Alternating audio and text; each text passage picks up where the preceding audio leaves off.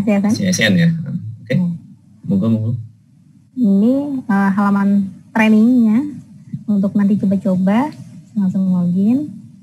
Login ini adalah karena sudah single sign on kita. Jadi username passwordnya adalah yang digunakan di MySAPK.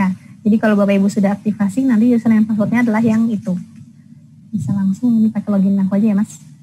Yep, oke. Nah ini halaman landingnya.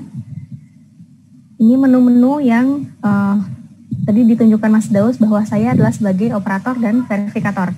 Jadi ada kalau menunya operator, dia bisa nanti input data JPT juga, inbox penetapan, buat SK, inbox SK. Nah untuk yang approval, dia nanti bisa lihat inboxnya dan taken-nya di sini, lalu inbox taken nanti kita akan bahas satu-satu. Untuk yang layanan peremajaan verifikator, nah inboxnya nanti di sini. Jadi seluruh usulan yang masuk dari MySAPK itu akan masuk ke sini ke verifikator. Misalnya tadi ini punyanya Mas Daus ini karena masih pakai training, jadi namanya kita acak-acak. Tadi masih penghargaan aja nanti ya tadi ya. Yang hari ini saya ada ngepost penghargaan. Tanggal usulnya segini, sumbernya dari MySAPK. Nah, sumber ini perbedaannya adalah kalau misalnya di inputnya dari PNS langsung, keluar langsung MySAPK. Tapi kalau misalnya yang input adalah operator, itu adalah SCSN instansi melalui menu input usul. Ya, dari menu input usul nanti bisa di-input juga misal satu-satu beda-beda jenis PNS-nya. Itu sumbernya nanti adalah SCSN instansi. Tapi kalau misalnya dari PNS-nya itu sumbernya MySAPK. Jadi ketahuan ya ini nanti siapa yang ngusulin gitu ya. Terus status usulnya ini karena baru inputan jadi dia input berkas. Coba kita cek. Nah, ini ya, karena tadi sudah step cari NIP dan pilih prosedur dan input itu sudah dilakukan saat MySAPK, jadi dia langsung ke step tengah-tengah. Ini yang ada tadi di input 20 tahun, terus dokumen pendukungnya juga ada di sini. Nah, nanti bisa dicek oleh operator. Operator adalah yang bertugas untuk melakukan pengecekan data dan uploadan. Tuh, langsung selanjutnya, ini juga review gunanya untuk biar kita make sure biar nggak ada yang salah lagi, karena tadi udah di input, sekarang di review. Lalu selanjutnya adalah simpan berkas. Jika sudah yakin bahwa usulan PNS yang bersangkutan itu oke, benar sesuai dengan inputan dan uploadan, kita langsung klik submit aja. Tadi ada warning data sudah berhasil. Nah, kita step selanjutnya adalah tugasnya approval nih. Tugasnya approval ada di tekan usul. Nah, kita masuk ke sini. Approval tadi si Michael tadi yang namanya Mas Daus tadi NIP-nya ini detailnya. Si approval ini tugas ini bisa langsung nanti bisa cek banyak ya, bisa langsung all check, tapi sebagai satu ini sebenarnya itunya untuk mempermudah, tapi kalau bisa dicek satu-satu karena nanti pembagiannya bisa misalnya verifikator itu bisa langsung OPD ya Mas Daus ya, tapi approval itu misalnya biro SDM-nya kayak gitu. Jadi bisa ke yang terkecil untuk membantu. Betul? Ini juga Mbak ya menambahkan sorry. Ini nanti juga kita bisa melihat dokumen dan data detailnya ya. Ini masih kita penyesuaian ya, masih kita sesuaikan dengan beberapa mempermudah biar nanti approvalnya ini nggak seperti ini aja, ini kan masih data defaultnya ya, nanti kita akan tambahkan juga dokumen atau bisa melihat preview dokumen yang ada gitu ya, seperti halnya tadi seperti yang di verifikasi ya. Coba mungkin kembali ke verifikasi ya sebentar. Di verifikasi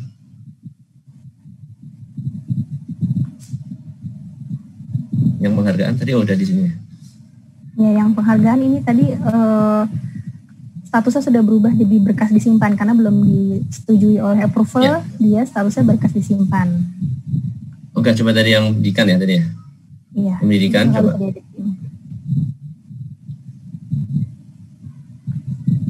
Jadi Bapak Ibu, tugas verifikator di sini itu bukan kita sebagai ini ya, sebagai algojo ya atau menolak seperti halnya di SCCN misalkan, karena SCCN kan karena memang harus ini ya antara terima atau nggak terima gitu. Tapi kalau di sini verifikator di sini itu juga membantu bisa pengecekan ulang gitu kan. Jadi barangkali ada kesalahan entry atau kesalahan eviden yang disampaikan itu bisa merubah gitu. Misalkan salah mungkin nomor ijazah atau apa dari eviden yang dilampirkan gitu. Misalkan evidennya pun misalkan salah, misalkan itu bisa dibantu untuk di-upload ulang di sini. Jadi agar data yang masuk ini itu dikoreksi oleh verifikator dan kemudian verifikator artinya datanya akan mendapatkan data yang memang bagus gitu ya. Walaupun ada sedikit revisi atau ada perbaikan dari sisi verifikator gitu. Kalau memang udah nggak ada lagi diperbaiki ya udah langsung gitu kan ke tahap selanjutnya itu ke approval gitu. Nanti di sini akan muncul ini ya preview ya Mbak ya. Nanti bisa nanti kita preview dokumennya ini masih belum muncul. Kalau untuk sementara previewnya ada di verifikasi data ya. Coba kita klik selanjutnya. Nanti di sini ada dokumen pendukungnya itu bisa di preview dokumennya. Jadi kita bisa melihat keterangannya. Kalau memang dokumennya ada yang kurang sesuai ya kita perbaiki atau ada data yang salah input bareng mungkin koma atau nomor SK atau beberapa hal yang bisa diperbaiki ya silakan dilakukan perbaikan di sini. Oke, sehingga data yang masuk ke approval ini udah yang bagus. Oke, lanjut berarti kalau udah selanjutnya tadi udah milih ya masuk ke langsung otomatis masuk ke unit approval.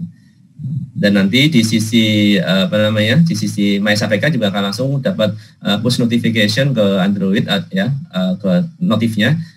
Data statusnya sudah berubah ya dari input berkas ke verifikasi instansi. Betul.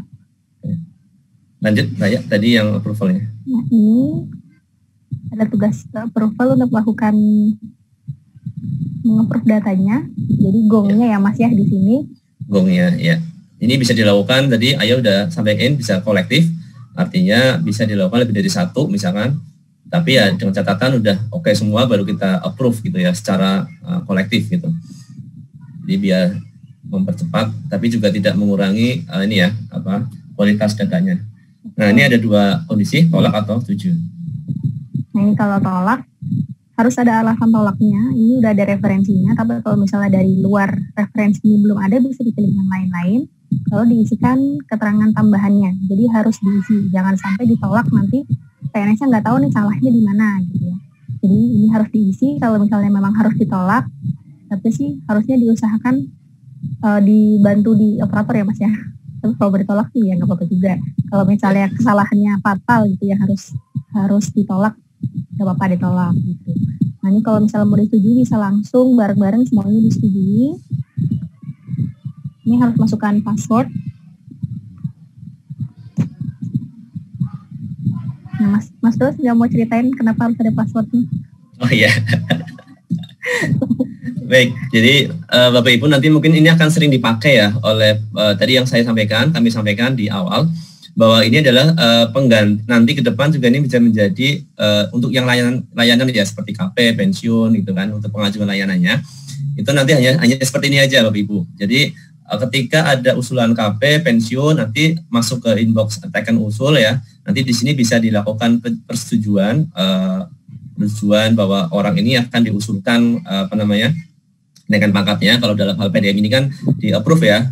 Di-approve nanti tinggal memasukkan tadi aja. Coba ya. Itu tadi. Klik setuju. Internet aku. Oke, masih loading. Jadi nanti klik setuju, nanti tinggal masukkan password aja gitu. Jadi barangkali ada orang yang kayak sekarang kan banyak juga ya pemalsuan surat pengantar misalkan mungkin dari teman-teman BKN juga agak bingung kan ini surat pengantar ini asli atau enggak itu kan asli atau palsu gitu. Nah nanti ke depan udah nggak ada lagi surat pengantar yang kita create di sistem gitu. Jadi kalau pengajuan KP pensiun segala macam ya tinggal approve aja seperti ini. Jadi kita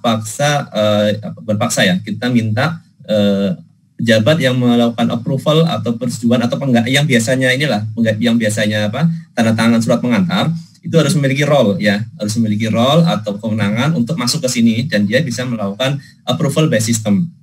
Jadi kalau misalkan ada kenaikan pangkat ya dia ada 50 yang udah masuk dia bisa approve 50-nya secara kolektif ya, menggunakan yang tadi ini, dia harus masukin passphrase-nya dulu gitu kan, password yang miliknya dia gitu. Jadi makanya password menjadi penting bagi terutama juga semuanya ya, khususnya bagi yang memang memiliki approval, kemenangan approval, sehingga nanti tidak ada dokumen atau data masuk ke BKN, usulan layanan di SSN ke BKN itu tidak diketahui oleh yang melakukan approval atau yang punya kewenangan gitu ya. Karena kalau ingin mengirim ke BKN itu harus ada password yang hanya dimiliki oleh si pejabat tersebut. Nah, barangkali misalkan pejabat itu sedang buka aplikasi gitu ya, kemudian dia ke toilet atau kemana lupa nggak ditutup gitu ya. Nanti di situ kalaupun ada orang iseng mau ngirim misalkan ya pakai ngirim itu udah nggak bisa karena harus ada password yang harus dimasukkan oleh si pejabat tersebut. Tiga itu penjelasannya. Ayah. Oke, kita langsung kirim. Nah, ada data telah tersimpan. Kita lihat sekarang di inbox. Nah, ini sudah usulannya statusnya berubah jadi approval surat usulan. Nah, sampai sini yang penghargaan selesai karena penghargaan adalah kewenangan instansi. Jadi nanti datanya akan langsung masuk ke profile. Itu nanti di MySAPK-nya juga sudah berubah. Ya, kita ke penghargaan. Bukan. Ke history. Nah, di history juga sudah berubah. Jadi approval usulan. Gitu. Jadi kita bisa lihat sampai mana ini data kita. Apakah sudah dikajian atau belum. Seperti itu. Setiap stepnya juga masuk ke sini dan nanti ada notifikasinya ya Mas Dos ya. Jadi untuk PNS-nya jadi enggak. Itu bisa diklik coba. Info detailnya juga bisa diklik ya.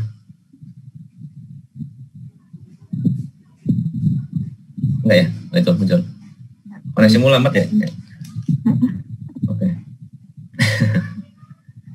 Paling Oke. Ini itu. Nah, paling itu Mas ada tambahan atau kita ke next-nya? Mungkin itu untuk untuk penjelasan secara alur. Coba ke depan lagi ya. Kembali ke sampaikan lagi dari secara keseluruhan ya. Secara keseluruhan kembali ke PDM lagi.